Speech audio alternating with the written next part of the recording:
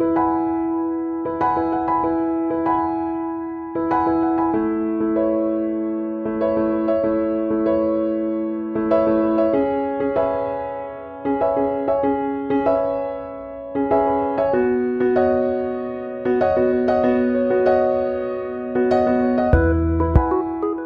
morning, everyone. I would like to start by thanking Professor Fanos for this invitation. Very much appreciated by both myself and Italian Society Pediatric Psychology, which is honored to have Professor Fanos as a member. Our society, both in terms of research and psychological intervention and prevention, primarily addressed development. The developmental trajectory of the fetus, child or adolescent in the field of relationship with the systems that surround them, the family, the caregiving system, rehabilitation. When we work with any of these systems, the focus is always on child development. For pediatric psychology, in keeping with the American tradition, the management of the complex developmental trajectory cannot be limited to the professional practice of the pediatric psychologist, but requires a shared vision and integrated working.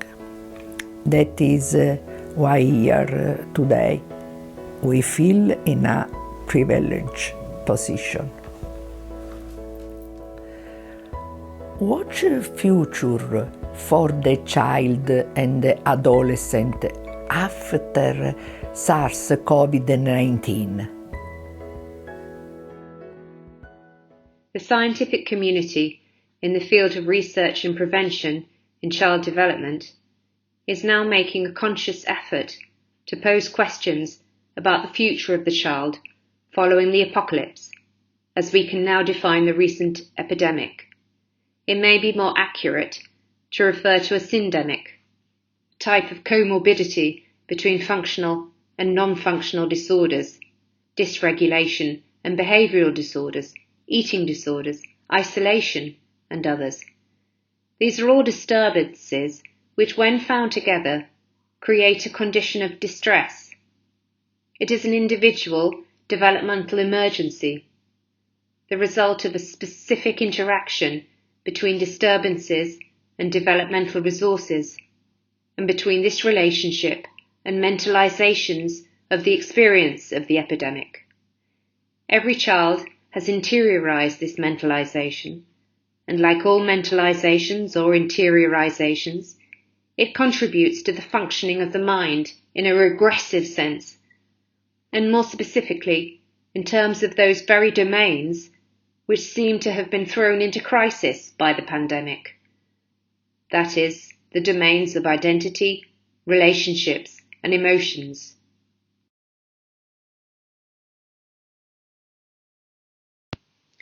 The metaphor of Jonathan Seagull seemed appropriate to illustrate how the future of our children might be shaped after COVID. I'm sure we're all familiar with the story of the seagull who decides to leave the flock and fly off in search of food. This flight leads him to discover new strategies and to develop new skills which make him stronger and more able, and he finds himself in a condition of well-being and inner growth. When he eventually rejoins the flock, he is accepted back only after a considerable length of time, only when the other seagulls have acknowledged him as a teacher, not only of flying, but also of how to rebuild inner strength and one's inner self. Undoubtedly, this is an image which conveys an important concept of intentionality, of having chosen to make change, albeit recounted through metaphor.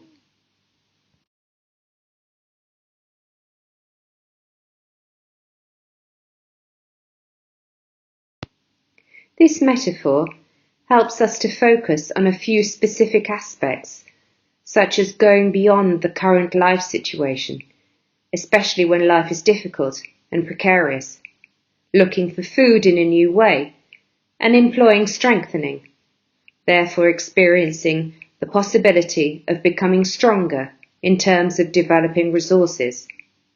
The metaphor also indicates the intention to integrate new opportunities into one's state of development in the here and now, re-establish routine, albeit in a different way, and build and test the chance to be different. In this way, the condition of fatigue and loss of energy is overcome, and we can move towards regaining that lost energy. But who is our seagull? Our seagull is a fragile child who we can consider as a condition of the field, made up of relationships between the child herself and her reference systems, the family, the caregiving system, and the education system, for example. It is a plastic, multi-component field, which, due to the co-presence of aspects, processes, and different and interconnected alterations, we can define as comorbidity, and it would seem to constitute a future risk for developmental trauma disorder. As the sum of microtrauma in adult age, this is expressed through certain psychosomatic reactions, and adjustment disorder, which makes the child unable to form adequate social relationships and to know how to contextualize actions and desires. It concerns a field which is formed by various relationships, linked to the age of the child, to the dysfunctional conformation of the functioning of the child's mind, to the characteristics of the processes at the base of its functioning, the fragility of the individual, even the configuration of the functioning of the systems themselves affect the field.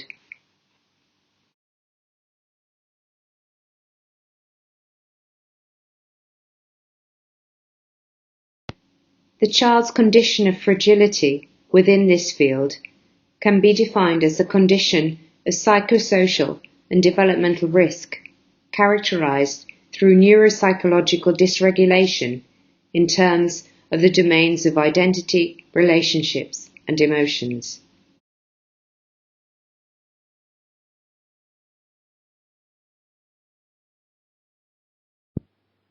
This neuropsychological state is identified in cerebral terms with a state of dysregulation of the primitive executive system, the amygdala, the subcortical structure, the corpus callosum, which produces reactivity and predominance of the right of veto system.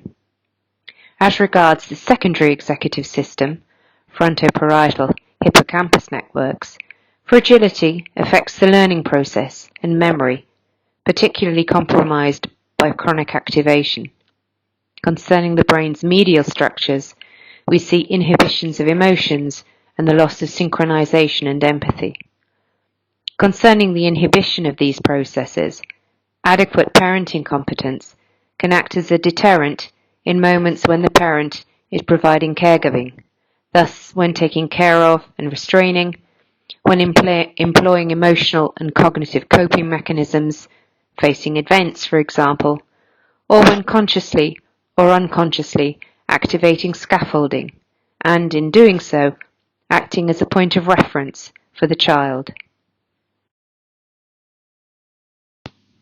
This neuropsychological state is identified in cerebral terms with a state of dysregulation of the primitive executive system, the amygdala, the subcortical structure, the corpus callosum, which produces reactivity and predominance of the right of veto system. As regards the secondary executive system, frontoparietal hippocampus networks, fragility affects the learning process and memory, particularly compromised by chronic activation. Concerning the brain's medial structures, we see inhibitions of emotions and the loss of synchronization and empathy. Concerning the inhibition of these processes, adequate parenting competence can act as a deterrent in moments when the parent is providing caregiving, thus when taking care of and restraining, when employing emotional and cognitive coping mechanisms, facing events, for example, or when consciously or unconsciously activating scaffolding, and in doing so, acting as a point of reference for the child.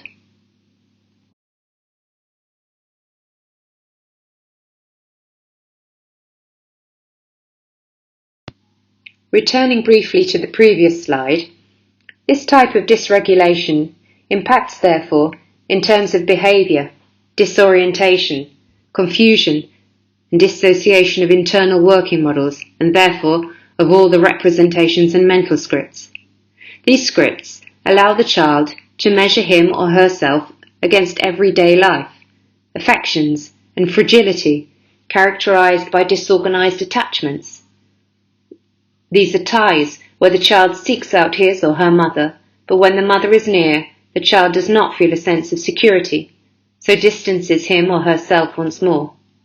And conflict of needs, for example the need for independence due to age and the need for dependence caused by isolation, by the possibility that a condition of trauma might develop, or by the possible dysregulation of parenting competence.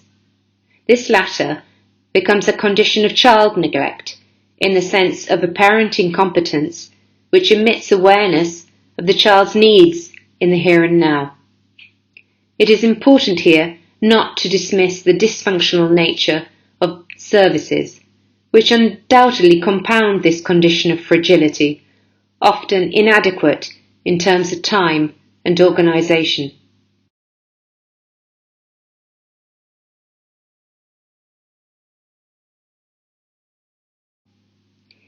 If this is the picture of the condition of fragility, what kind of immediate and not so immediate future can we imagine as care professionals, fully aware that a period of time for elaboration and change will be needed also for us?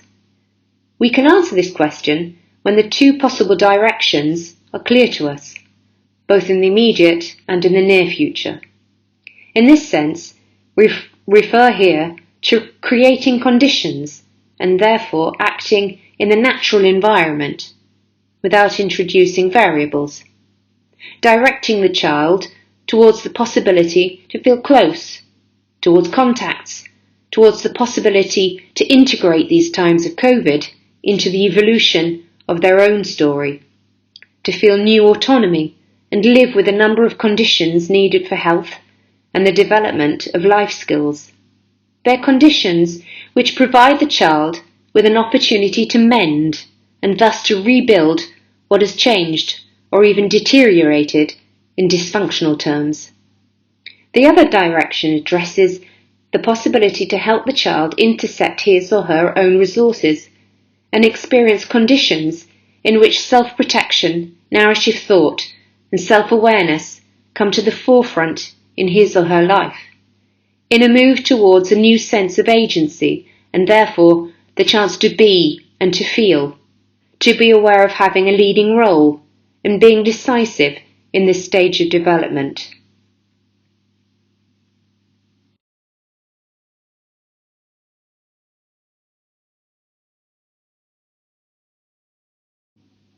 On the one hand, it is about strengthening the child, and on the other, about accompanying them to get through this new condition of risk by guiding the child towards new objectives. At the same time, it is important to avoid certain mistakes. For example, that of considering the functioning of the mind of the child during pre-COVID identical to the one that the child presents in this future, both immediate and near. Of going back to previous developmental interpretive models, or of making sure that he or she removes the memory of this historical COVID era entirely.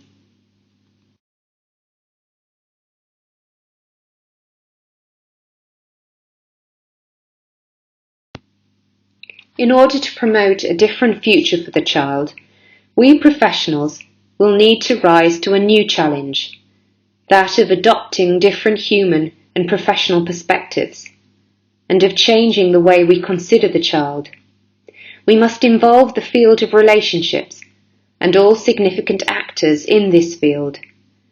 We must consider contexts not as variables, but as epiphenomena of psychophysical health and well-being, and therefore as essential elements of the complexity of the condition of the field, which we identify the child with and which we are responsible for in our professional practices.